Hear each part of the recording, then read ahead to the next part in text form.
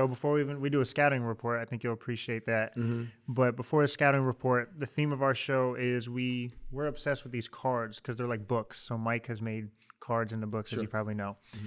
There's 2 cards that stuck out to me when I think of you. I'm going to let you choose which one resonates most with you. And then once you choose the card, if you can just explain what it means to you for the audience listening. So the first card, we have the Joker. Leaders understand that little things make big things happen. Mm-hmm. And then we have the 9 of Hearts. Leaders know simplicity and clarity make the difference. Which card do you want to take? Well, they're kind of the same thing to me. I think the first one is something that I tell my guys all the time. And it falls true for most of the things that have to do with learning. Mm-hmm. Because your generation, you guys already think you got it figured out anyway. That's true. But it's I always tell our guys, don't get bored with the details. The winning, the success is in the details. And so many times in this world today, everything has to be pushed a button. Everything happens, the microwave society where you push the button and it just boom, it happens. Results. Instant results, all that kind of stuff. I watch my guys as I am because I'm a very detailed coach. I'm very detailed as an athletic director. I'm a kind of I'm a stickler for the way things have to be done. Mm-hmm. So I think that the learning, the winning, and all those things are in the details. And when you start to figure out the work that it takes to be successful, you can get lucky. Don't get me wrong. You can get lucky. Mm-hmm. And something just happened instantaneously. Things fall together and something falls in your lap. That happens, right? Right. But for the most part, it's not the work that you put in today. It's the work you put in 5 years ago. It's the work you put in 2 years ago. It's the work you put in last month that you're reaping the benefits for today. And that's where a lot of people forget and a lot of people lose sight of why they're where they are. And, God always says that if you do the legwork and let me give you your blessings, but you have to do the legwork. Right. That sounds like Josh's favorite term over there, the delayed gratification. Yeah. That's what we always talk about. Yeah, so the scouting report, you have quite the report. You would be a handful for the defense. Reggie Theus. So obviously guard forward, for those that don't know, which pretty much everybody knows. Drafted 9th overall, 1978 NBA draft, Chicago Bulls. 13 seasons, Bulls, Kings, and then we're a little biased towards the Orlando Magic. There you go. Total of 19,015 career points. Yep. NBA All-Star, twice, I believe. Mm-hmm. You went to UNLV. You're now the head coach at Bethune-Cookman University. You coach at New Mexico State, Cal State Northridge, and you're also the athletic director. You've done TV work. Yeah. So now you've transitioned into 3 major categories, which we'll get into. So you have media, sports, and then coaching, which is obviously still sports. Yep. It's hard to be successful at just one thing, let alone be successful at 3 things. All in all, am I missing anything? I don't know all that. I know them all, but I have to think about them. I just said I've had 5 different careers. Okay. Legitimate careers. Break it down. Well, I think there's the playing, okay, the coaching, the playing, the coaching, the broadcasting, the acting, and now the administration. 5 different careers, all very different. So let me ask you, this is literally, I think, the first time I ever interviewed Steve Kerr. Mm-hmm. This was the first question I ever asked him, which is a little bit different, especially for a post-game interview. That's not something that you ask a macro question. It's usually supposed to be about the game. Oh, yeah. But I think he appreciated it. It is so hard to just be good at one thing, like just making it to the NBA or being a great actor or being a great coach. A lot of people dedicate their whole life to just say they were great in that one field. Yeah. Let alone that's usually all they can say. Yeah. So let alone be great at 5 different things. Well, I never said I was a great actor or even a good actor. I just said I had an acting job. But you made it. In that business, you either have a job or you don't. Right. But it's win or loss, and you won. Yeah, exactly. And so the title of this podcast is "This Is How I Made It," and you made it. Mm-hmm. So what is your secret? If there's, maybe it's not a secret, maybe it's habits, maybe it's multitude of things. But how have you been able to be so successful in so many different things? It's really kind of in my wheelhouse because I'm a living example of what a great work ethic means. I learned that from my dad. My dad is, you may have heard me tell that story once before, I did. It was a little emotional. Yeah, it's emotional. It gets emotional for me. I don't want to go there. Please, I don't want to go listening. there. But, I am, and that's the best part about that for me is my kids are adapting the same thing, and they talk about it all the time. I'm turning 68 and I'm still working like I'm 25. So for me, the opportunity to become the athletic director and the head basketball coach at Bethune-Cookman at where I was in my life at that time was like, wow, man, what an opportunity. What an incredible opportunity to have a platform to really make change. So I wouldn't have taken the job at Bethune-Cookman if I hadn't been offered the athletic director's job. Really? No, honestly, I wanted to coach, but I'm from California. It's a long way from home. Right. My family's in California. But when they offered me the athletic director's position, I had no prior experience. I never thought about being an athletic director. Matter of fact, my last athletic director was an asshole, and I didn't want to be anywhere near his what he did.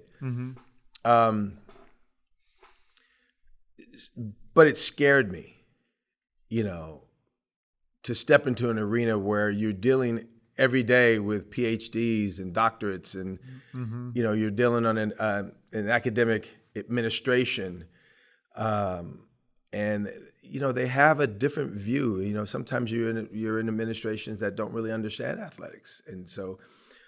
But I think that's why I've been successful so far. In my opinion, successful. The things that I've been able to build, the things I've been able to do at Bethune-Cookman in the last 4 years, that haven't been done in 25 to 30 years. I've done more in this short period of time than's been done in that period of time. So it frightened me in the sense that, okay, so this is something that is way out of your realm. But as I thought about it, the one thing that I've always been in my life is a leader. And that's really what a CEO of a company is. Is a leader. Is the leader. I tell this story all the time. I asked Magic Johnson one time, what was his transition? What made him so successful? How did you go from being Magic Johnson to, a mogul, almost a billionaire. A business mogul. A business mogul, yes. He said, Reggie, I'm still the point guard.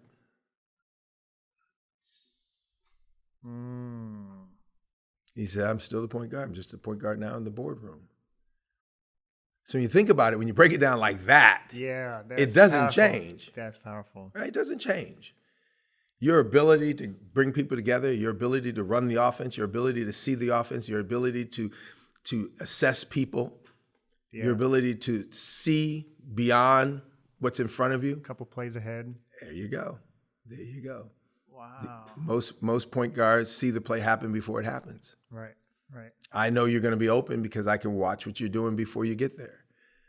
So all of those attributes made me believe that I could do the job. So what's really made me successful is not being afraid to fail. And you've heard it over and over and over. And people tell these stories all the time. And the reason I've been successful is because I failed so many times before. Right. I also believe that one of the things that has really helped me be a grinder is I had a very interesting NBA career where I was an upper echelon player. I was the level below the top tier guys, but I never had a chance to play on winning teams. So I saw the best of the NBA because I was personally really good, but I also saw the worst part because I was always on losing teams. You're a bad team. So that gave me a perspective, especially in the broadcasting field. That was one of the 5 things as being an announcer, right? Yeah. Doing TNT and ESPN and Fox and all that. I had my own show before I actually had any experience doing a show. Before the podcast became really popular. I had a show called Around the Rim, but it was on television. It was on Prime Ticket back in the day. I did, summer league games for free. I would work at doing a game in Hawaii, and the next flight I was on was to Harrisburg, Pennsylvania, doing a CBA game for MET, which is Merchandise Marketing Television. It's so I've run the whole gambit of where you can go in your life, good and bad. So it's really given me a perspective to have thoughts and a vision from someone that's been on the ground, but also has been up on his perch. Yeah, great perspective all around. Yeah. There's so many different directions I want to go with that, and I kind of fast forwarded a little bit because I wanted to talk about where it all started for you. But a quick Magic Johnson story. So I had an internship at Fox Sports. Okay. For those listening, I know they've heard it a million times. So for me, it was like the biggest thing because I grew up, I was 18, 27 now. I started a podcast when I was 18, and I was mimicking Colin Cowherd. I would watch Chris Broussard. I would watch all different shows, Stephen A., all across. And I would have it on multiple TVs. I'd say, okay, I'm going to learn something from him. And I'd take it, put it all into one, and make my own thing. So I grew up watching these people. So eventually I ended up with an internship just from my podcast alone. I ended up networking my way into the #1 broadcasting internship at the time, Fox Sports. And I was on Shannon Sharp's. I wasn't on the show, but I was helping with Shannon Sharp's podcast at the time, Club Shay Shay, with Magic Johnson that day. Yeah. So Magic Johnson comes in, and at this point, I've interviewed LeBron, I've interviewed Kevin Durant, I've been around some big stars, big personalities. I've gotten okay with it now. Now I'm like, okay, everyone's human, and I'm starting to see the your hands don't get sweaty. I'm like no longer starstruck, and I'm starting to understand. Get the babbles. And I'm also getting older, and I'm starting to realize not everyone is what you think they are too. And I started to see people I idolize. I'm like, oh, maybe not so much when you get to know them. So I was like, okay, Magic Johnson's coming. I didn't realize the magnitude of his stardom. He shut the building down. They had to have him go a certain way. So this way people didn't stop their job and want to go talk to him. So he comes on the set, and his personality is bigger than life. His smile is exactly what they talk about in all the documentaries I watched. And so I'm like, okay, this is pretty insane. And I was listening to him talk about the game and how thorough he was with describing it and how likable he was. And he was so nice to everybody. He said hello to everyone on the staff. He made everyone feel good about themselves. Everyone felt comfortable, even though they probably were uncomfortable because they were nervous to meet him. So funny story, long story short. And I was leaving the podcast, and they said, don't go up to Magic Johnson. Don't meet him. I said, okay, I'm not going to do that. I mean, at the end of the day, he's just a human. But he's not like that. I won't do that. So I go into the bathroom. My contacts were driving me crazy. Right in the bathroom is Magic Johnson, and he's washing his hands. And I'm like, Magic, this is probably an awkward spot to introduce myself to you. I don't want you to think we're in the bathroom here, but I just want to say I love what you've done for the game. He was the nicest person. And we had a conversation in the bathroom, just washing our hands. And I'm like, this is a really funny story right now. But Magic Johnson. As long as you didn't ask him to shake his hand. No. That would be a bad thing. No, not at all. You got to know when to and when not to, time right? And place, time and place. But time and place. But he was so cool. But there's something that you said was you were scared, and you decided to do it because you were scared. It was a challenge. How did you always have that in you? Was it something that was taught to you? I know you talked about the impact your father had, but it's really hard for people to jump when they don't want to jump. How do you get yourself to do that? Overcoming fear or being uncomfortable. You hear any great player or business person, fear is a very motivating thing. And when you're not afraid of fear, when you feel something that gives you the willies or gives you the, like chill bumps, and you know that you're not necessarily, not necessarily prepared for it, and you have to get prepared, well, it takes work. I tell people all the time that, when I'm from the West Coast, so my understanding of HBCUs was zero when I took over this job. I realized quickly when I got here, that this is bigger than just the work itself. the belief, the culture, the understanding of our founder. Think about Dr. Bethune and where she was in 1903. I mean, that is amazing in itself. Mm-hmm. And the belief that everyone has that is surrounding Bethune-Cookman, or all HBCUs have their own story and history. Yeah. So when you start to think about that, I dug into her history. I dug into, and I accepted the culture, and I accepted, what the beliefs were. And you have to come in. I learned this also by living in a lot of other places and having to work in other places. I've been all over the world playing basketball and living in different places. One little town outside of another little town. And how do you thrive in a place that, when you're from Los Angeles, California, how do you thrive in a new environment, in a smaller, much more condensed environment where there's really not a whole lot going on?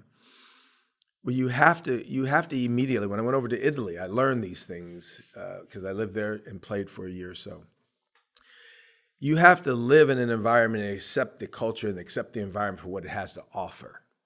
Most people go into a situation and try to project what they are and what they do on that situation.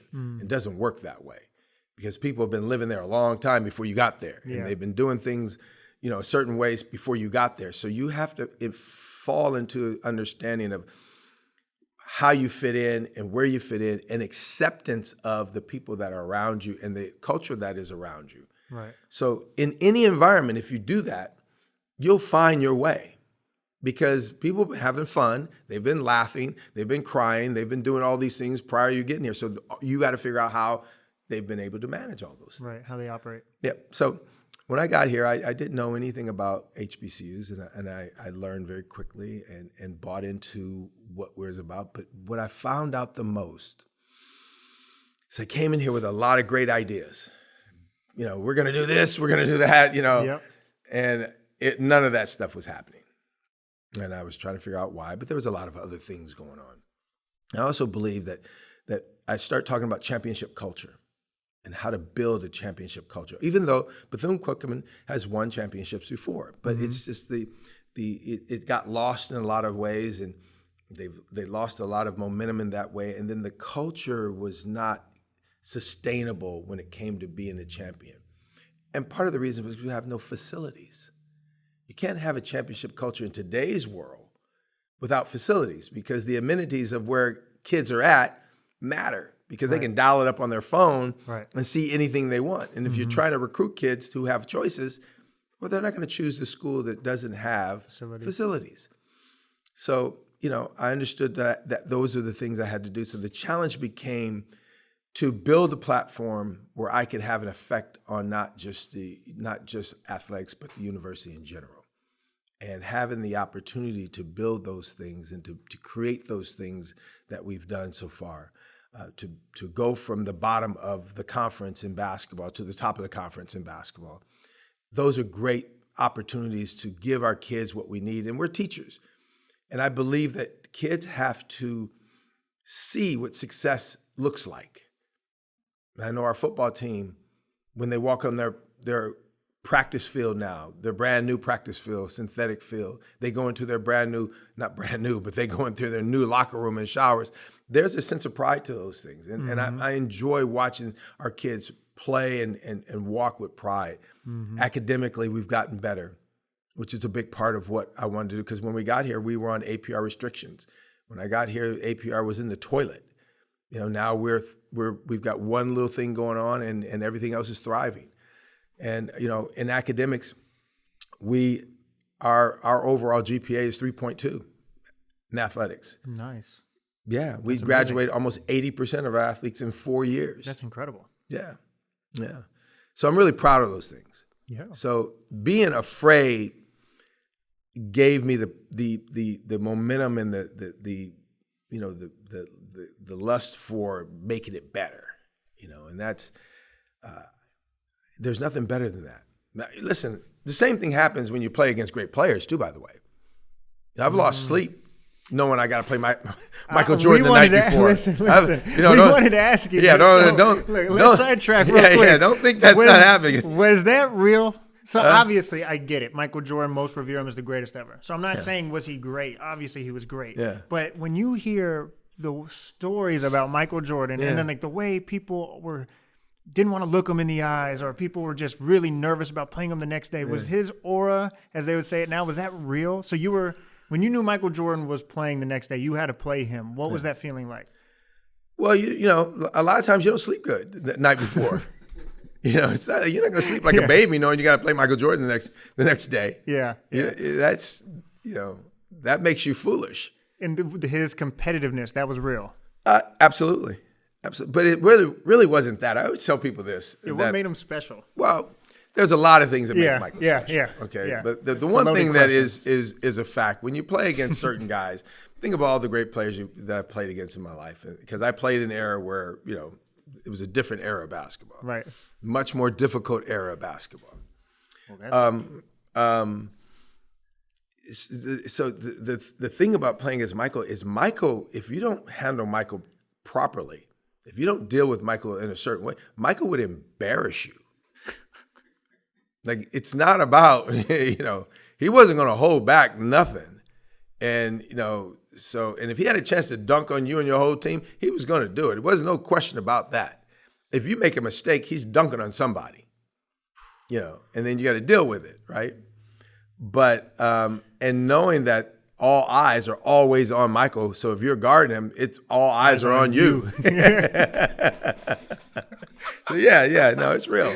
It's real. But you have the same feeling when you play George Gervin too. Right. Iceman was a lot smoother. He's like, he's Grace. he's a little slower, and he kind of did things in a loping way. Michael was boom, boom, boom, boom all the time. My God. Yeah, that's what makes Michael different from everybody else. Is that he would embarrass you if you slipped up. Have you seen anything similar or close to it? Maybe I'm not saying talent level or the achievements, and I know most people would think Kobe differently. Even amongst like any kids that you coach now, do you see like, oh, he has that quality or that aggressiveness, that desire, or is that such a rare thing you've only seen in him? I think I see it to some degree, but only in certain instances do you see the kind of passion that it takes to be, one of the greatest. That level of passion, that level of aggressiveness, you still have to have a certain level of talent to go along with it. Of course, yeah. You can, if you don't have talent, you can be as aggressive as you want to and as hungry as you want. You still don't have enough talent to get it done. I tell guys all the time, listen, you're good enough to get yourself in trouble, but you're not good enough to get yourself out of trouble. So yeah. There's that part. But it's hard, they all have it. Listen, I play, Magic is one of my favorite people of all time. I played on Magic Johnson's traveling team back when we were all retired, and he had this traveling team that we went all over the world, playing basketball, and he treated us really well. We took private planes, and the games were great. And he was always about, listen, the only way this works is if we don't lose. So we didn't lose. Yeah. But to play for him being as a coach was really hard because he treated us like, it wasn't like we were all contemporary. He treated us like he was Magic Johnson and we were on his team. Yeah. And if you didn't do what you needed to do, he would get you out of there. Right. There's a certain standard he had. Yeah. So those guys on that level, you hear all of them. Kobe, you heard stories about Kobe, and listen, the truth is, I hope I can say this on your podcast. You can say whatever you want. If you don't have a little asshole in you, then you really can't be who you think you want to be or what people think you are, or you're not going to be able to get to where you want to be. I don't know any of them that are played on that level that didn't have a little bit of asshole in them. I tell a couple of my guys right now who have a lot of talent, but you don't have enough ass. You don't have that thing that pushes you, that makes you push yourself and makes you push your teammates. Because in order for you to push your teammates, you got to be a level above. And your work ethic and your mindset has to be a level above. And I have a thing that I would say an everyday guy. And it's not every other day, and not every couple of days. It's every day. Every day Magic Johnson comes into the gym. I played him in pickup games. All right, this is a great one. I've only had 2 people in my life that when they walked into the room, things change just by them showing up in the room.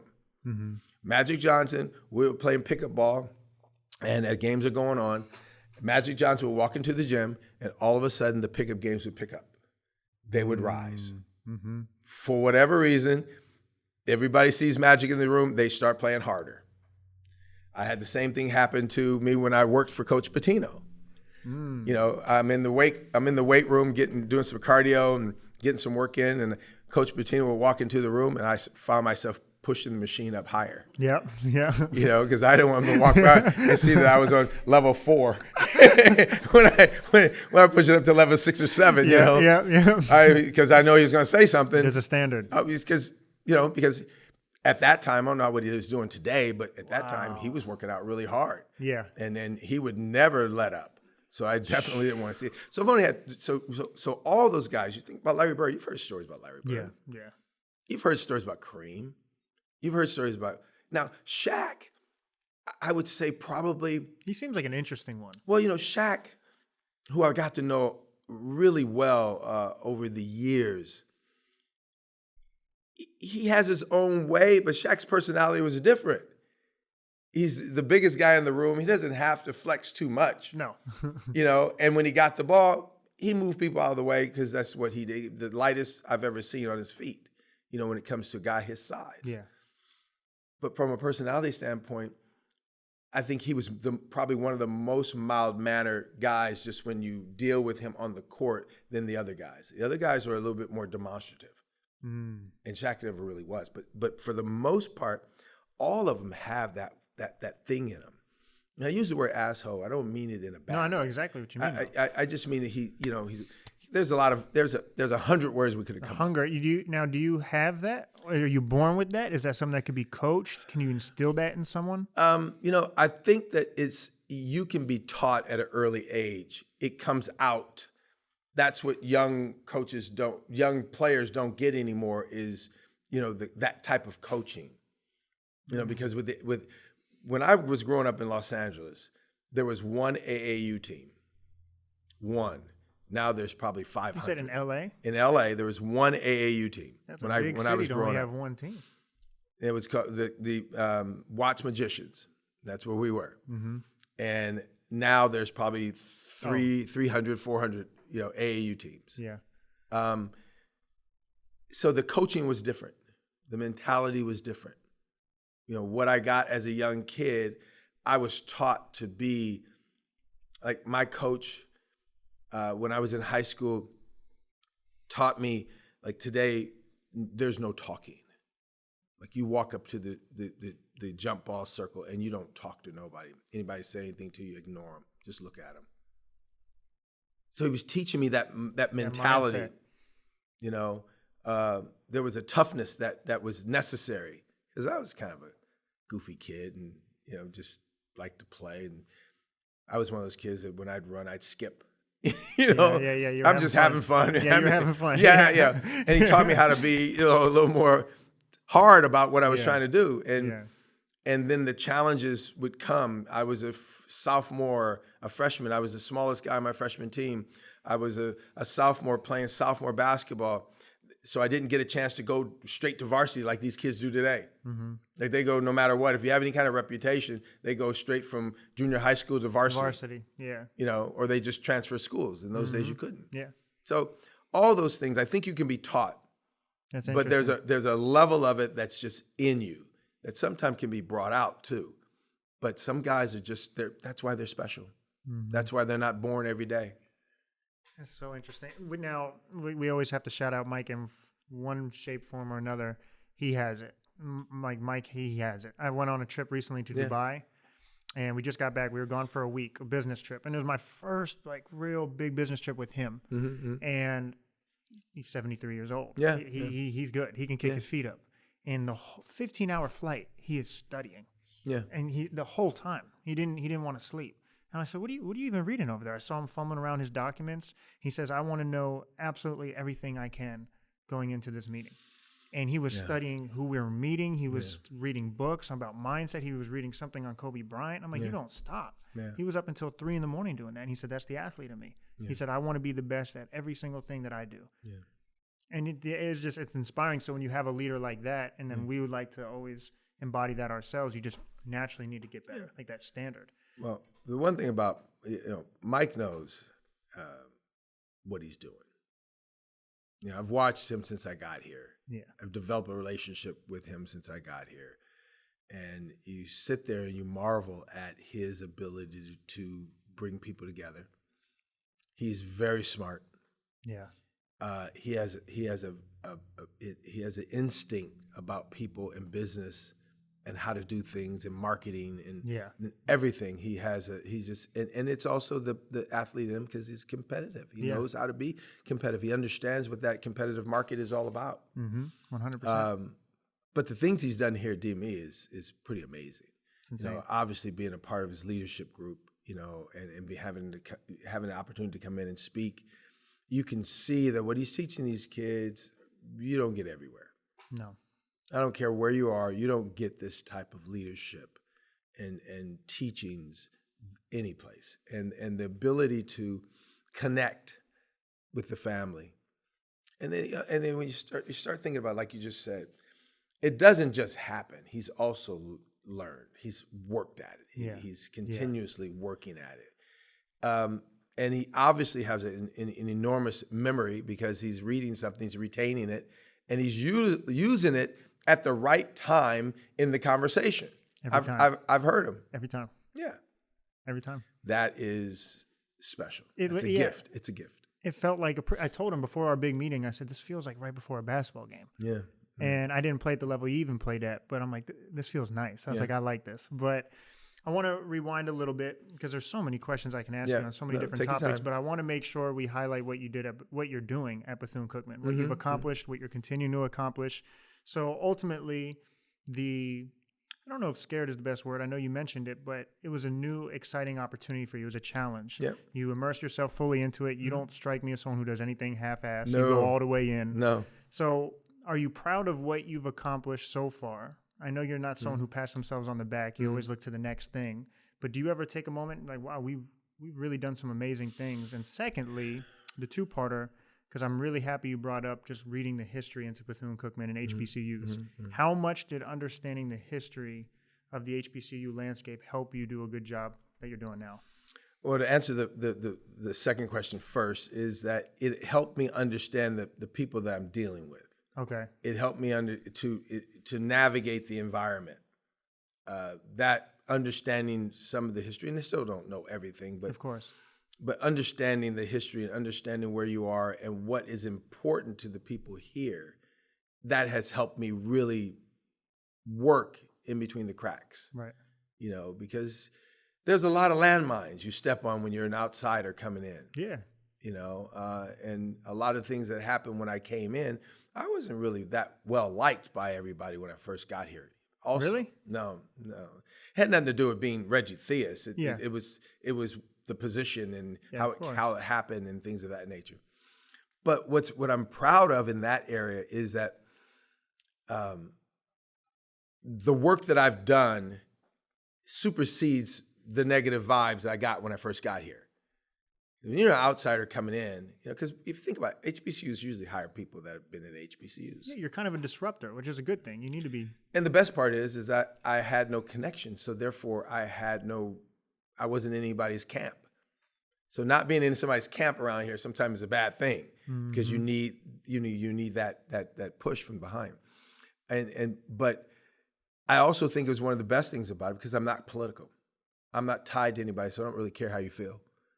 I didn't care that I wasn't liked. I came here to do a job. And I'm thick-skinned. I've been through a lot in my life. So there's really nothing you can say or how you can feel is going to change the way I'm doing my things. Right. Because the only thing that's important for me is to do my job.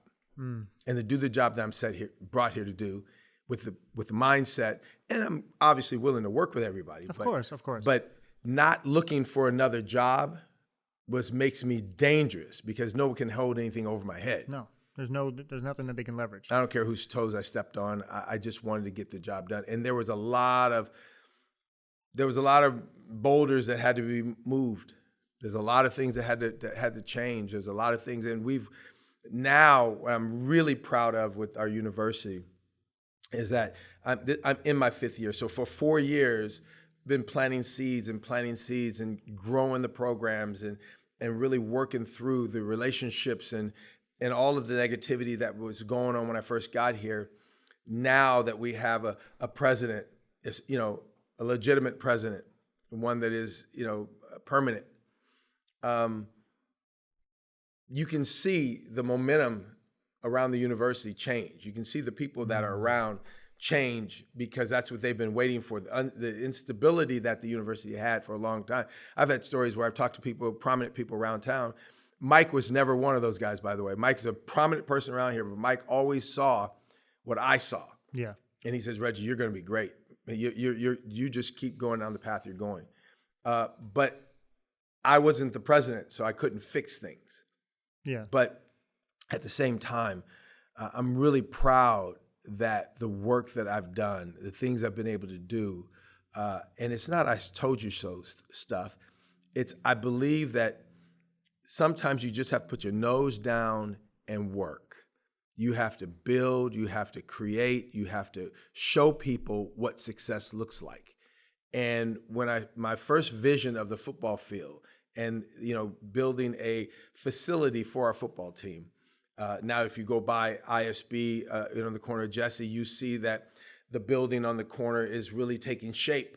And it's Lemeron, Dr. Lemeron, his name is up on the building now, and it's really starting to look like something different. He was just in that chair not too long ago. Oh, is that right? Yeah. Oh, what a great guy. What a great guy. Now, you're talking about someone who has great stories and knowledgeable about things where he's from. It's pretty amazing. Yeah. And we still have a long way to go. But I'm really proud of what we've accomplished to this point. And we're not finished. But what's your vision? Not to interrupt you. That's what I was going to ask you. I don't know how much you can relay, but as far as just overall vision, so the things you've accomplished, it's incredible. What is your vision now? I visualize a championship culture. I visualize our football team having the opportunity to be as good as it possibly can be in today's market. And I visualize having a football facility. I visualize our basketball team getting to the NCAAs. I visualize for the first time in school history, our basketball team having the chance to do that. All of our sports, volleyball is better this year. Baseball just won a SWAC championship. Softball, they've won championships before. They're a great program. Coach Watton has done a phenomenal job over there. But they're young. I'm not sure exactly what they're going to do this year, but they're always in contention.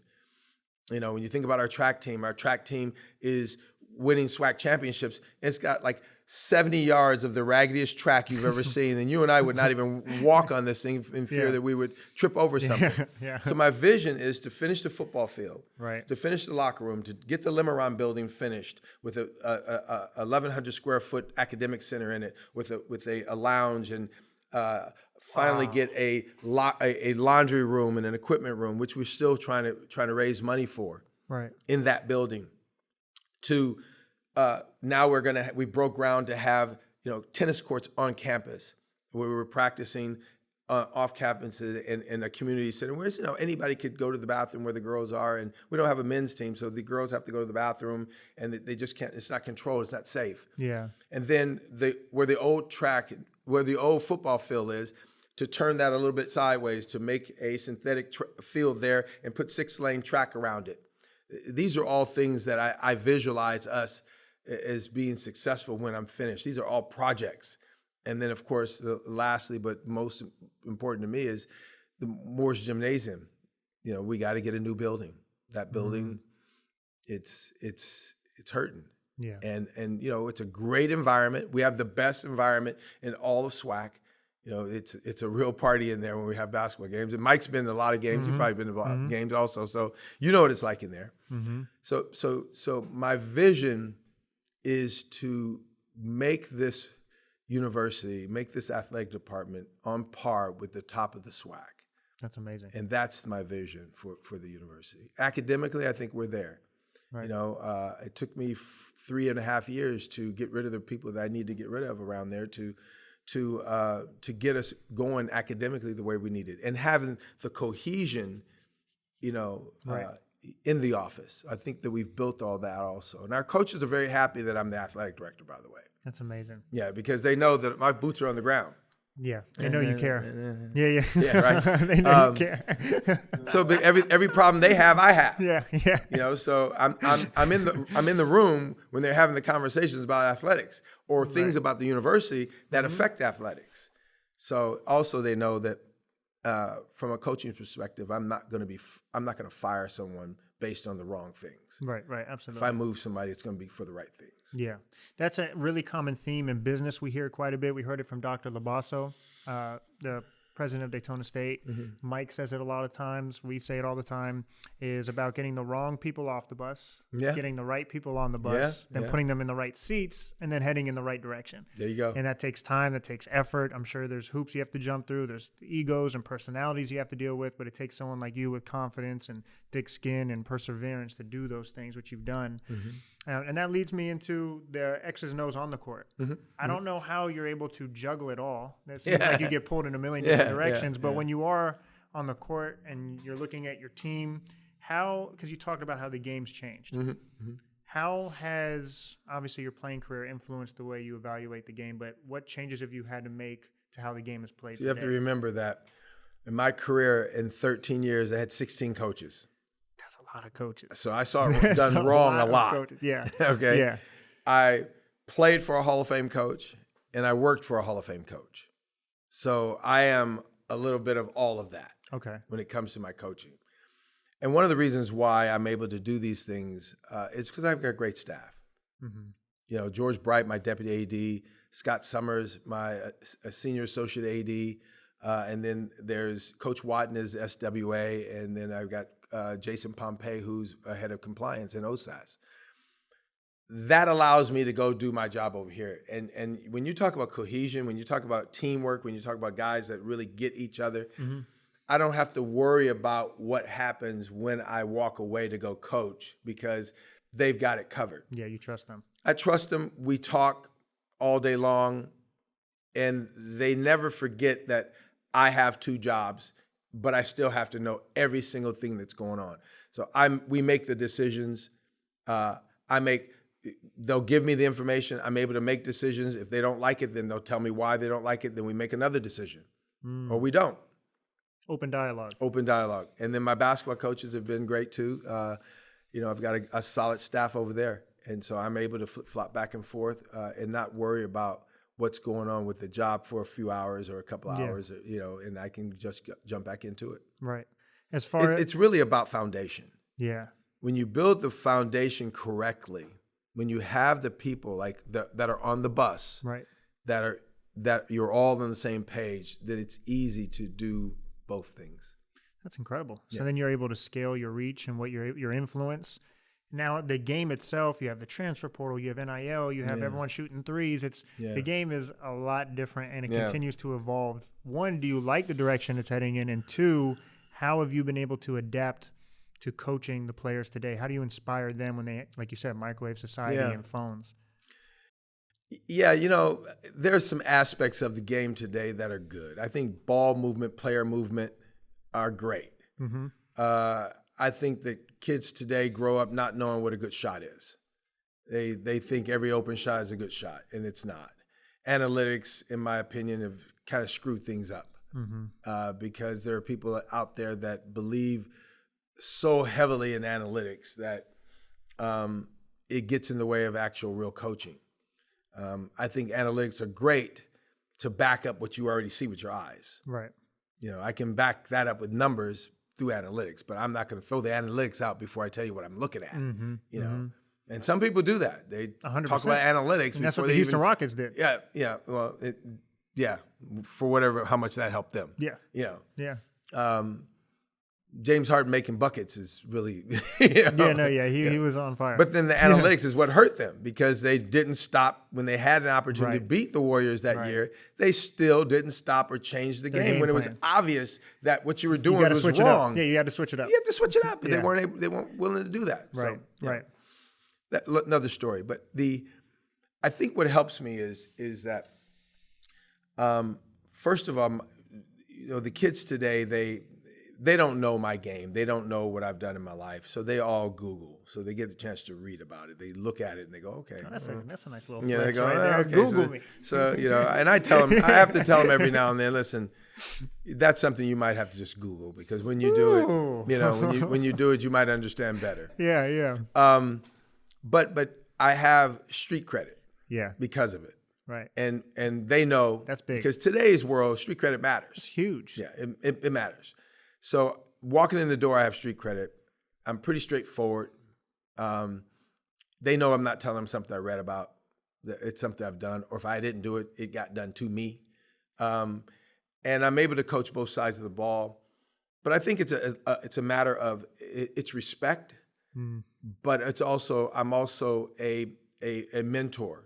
It's also again, it's about respecting them as people, but demanding more than they can give me, demanding more from them than they're willing to give. Coaches are people that see what you have more so than what you see. My job is to bring it out. My job is to show you that you can be better than what you are right now. Right. And to help them develop as people and as basketball players or athletes in general. And so I like today's game to some degree, but then I don't. I understand it, but now we're probably 3, maybe 4 generations into this ball movement, this non-positional basketball kind of thing that everybody's looking at and everybody's growing up into. So you got to kind of roll with it. And you just, again, like I said about living in different places, you got to take the best elements of that and implement it into your own philosophy, thoughts, your own philosophies. Yes, when you do that, you kind of get the best of both worlds. Because I'm old school, but I got a little bit of new school flavor. Yeah, you've adapted to the game. Yes. That's interesting. Yeah. Again, I could talk to you for hours, but I want to make sure I cover everything. There's like 3 last final points. It seems like everything in your life has come full circle and prepped you to be in the position you're in. All the different perspectives. Maybe it was moving. Maybe it was the different how many coaches you had. That's very perceptive on your part. Yeah, I think that's really interesting. The experiences you've had in life and how it's prepared you to where you are now. I didn't get to ask you about your acting career.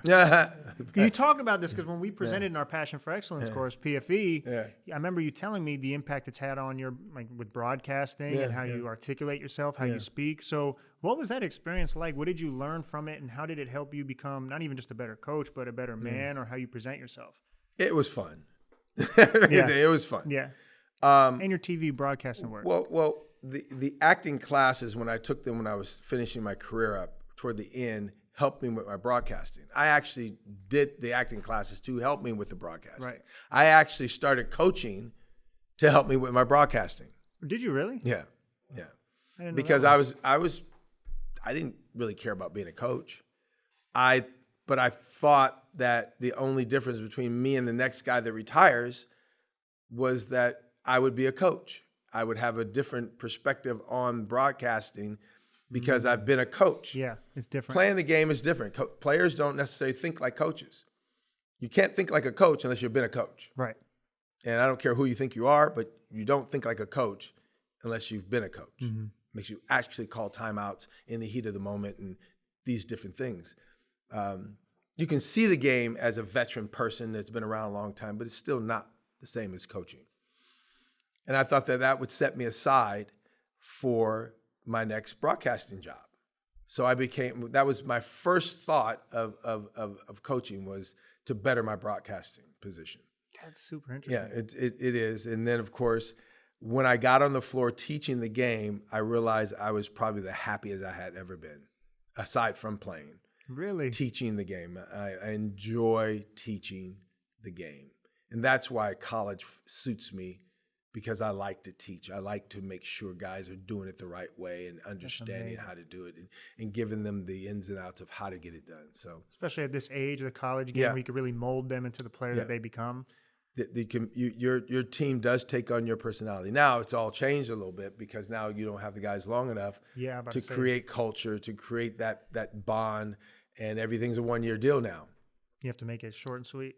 And I've even talked about our guys. I had meetings with our players here, actually earlier this week, part of last week, and the conversation was, listen, we don't have a lot of time together. So we have to get to the crux of this thing right now. And so your maturity level right now has to rise. Because if your maturity level doesn't rise, then you and I are not going to connect the way we need to connect. Therefore, we're not going to be able to be as good a team as we possibly can be. So you have to understand where we are and what is important and what is important to you. They all say the same things, but what's really important is your ability to connect with your teammates, your ability to tear down the wall that's in front of you about whatever preconceived ideas you have about your guys, and really embrace them right now. And then you have a job. Your job is this, this, and this. You do your job, and it's going to make us a better basketball team. Now, those are conversations you really don't have right off the bat with people, players. But again, we've got one season together before things could potentially change. Last year, I brought in 11 new players. This year, I brought in 10 new players. It's a whole new team. It's a whole new team. And we're all learning all over again. And by the way, that is exhausting. I'm going to say it is exhausting. It is more exhausting than anything I do, by the way. 10 new guys every year, a whole new, instilling that culture. That's exhausting. Yeah. Trying to create culture. And I'm learning that you can do it. You can do it even though you don't have someone already there to sort of, and I did have, I think 2 or 3 guys that are holdovers from last year. That's a big deal. So that helps a lot. That helps, yeah. But for the most part, you don't get to create the culture. So you have to have stability in the program. And then that has to be the most important thing. I tell guys all the time, I don't care who you are, who you think you are, or where you've been, because I don't really care. All right. There is no one bigger than the program. And if you don't like it, you can go right now. No problem. So we need to break that barrier down right away. And funny thing is, I had to be reminded, and I know, you guys probably know this, you may not, and I know, he knows, that the character of my team last year was not that great. It was not that great. Yeah. But they could play. Right, they could play, though. They could play. And I had to. That's tricky. It's very tricky because, I was about to blow the team up a couple of times. I was about to blow it up, but the reason I didn't blow it up is because of the other guys. So I wasn't going to let 3 guys destroy it for the rest of the guys. Man, that's so And tricky. so it was really hard. I had to take on things that I would never take on and deal with stuff I would never deal with because I thought we were good enough to win. And I told our guys at some point, I told them that, we are good enough to win. We are one of the most dysfunctional teams I've ever been around. But that does not mean we can't win. I was just being honest. I told them straight up, we're one of the most dysfunctional teams I have ever been around. But like a lot of our families are dysfunctional too. Yeah. Okay, but we find a way to love each other. That's true. We find a way to get through. That's true. Right? So there's no difference because we always talk about we're family. Because so we got to really be family because right now, if we're not family, you got to get the hell out of here. So I said, but if we don't win a championship, it will be because of our character. Right. And in the end, that's exactly what happened. Wow. Our character lost us an opportunity to play in championship, in my opinion. Right. I thought we were definitely good enough. 2 last points. I have to ask, and you don't have to share everything, but I think just to honor it because it was so impactful for us when you spoke, and we still tell that story to this day. Mm-hmm. Every class that we have and the young people that we teach is the impact your father had on you. Yeah, I think that was incredible. Yeah, and the things that he taught you. Mm-hmm. I know there's so much you can talk about with that. Yeah, but would you be able to give just a brief synopsis or summary of the impact he had on your life? Yeah, if I can do it. Yeah, if I can do it without tearing up, Because it's what's difficult about that time is that, my dad, he worked so hard because he had his own custodial business. He was a janitor. And my dad never saw me play. Yeah. Had no idea. Matter of fact, my whole family had no idea how good I was. That's insane. They just would, because I sort of kind of had to manage myself. Right. brothers and sisters were young. Mom and dad were divorced, and I lived between the two of them. But the one time, the one moment in my life where it became apparent that this was something that stuck with me for the rest of my life was that I was at a job working with him, cleaning a jukebox company where they had the old jukeboxes, which you put, the record would go over and you push the button F or whatever, and FE or whatever, and then the record would come up and stuff. And Natural Man was playing on the jukebox, and we're cleaning, and I'm just irritated because it's a Friday and I want to be out doing something else. And my dad walks over to me. He says, Reggie, I know you want to be with your friends. I know you don't want to be here today. I need your help. He says, but I want you to know something. I don't want you to have to do this business and do this job for a living. He said, but it's not going to hurt you to learn how. And that stuck with me to the point where I understood where he was coming from. So I developed a conversation, a speech about, to be successful, are you willing to swing that heavy mop? Are you willing? What are you willing to do to be successful in life? Learning how to work, learning to do the grimy things. Yeah.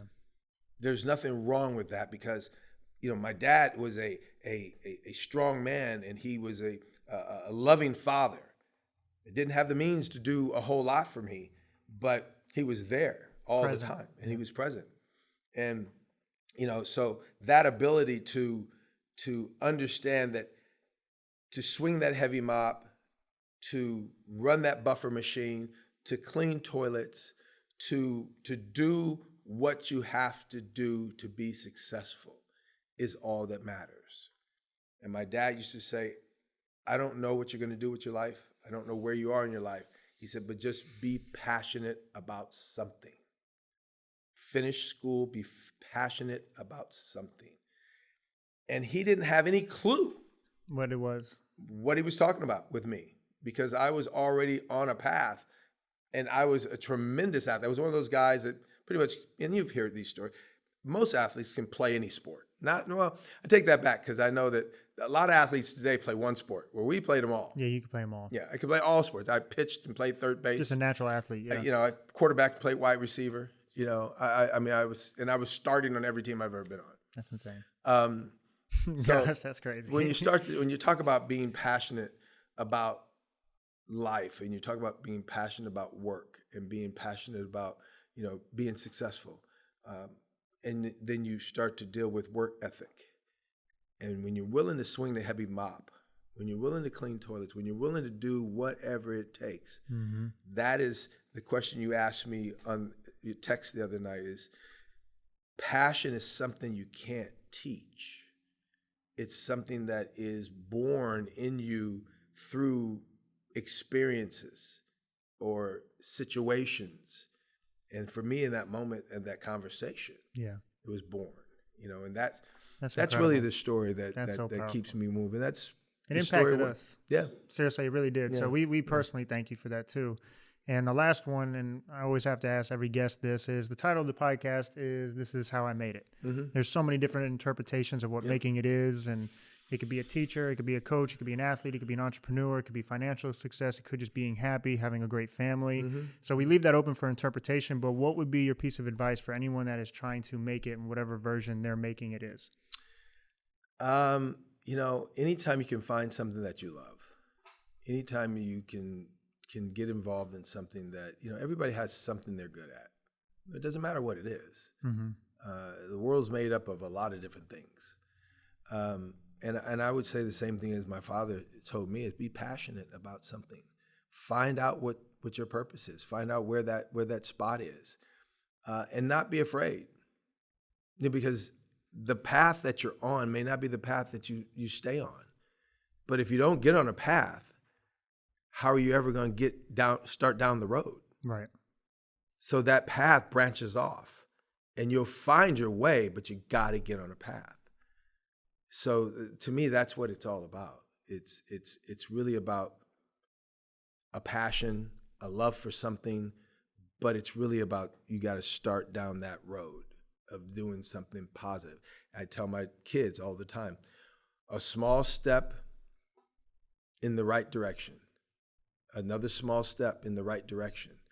You know, a small step in the right direction is a small step in the right direction. Yeah. You know, and if you keep taking steps in the right direction, you're gonna find it. And it a lot of times it's not necessarily what you think it's gonna be. And the key to everything is just to be happy. Find a way to be happy. That's the key. Yep. Find a way to be happy. Reggie Theus,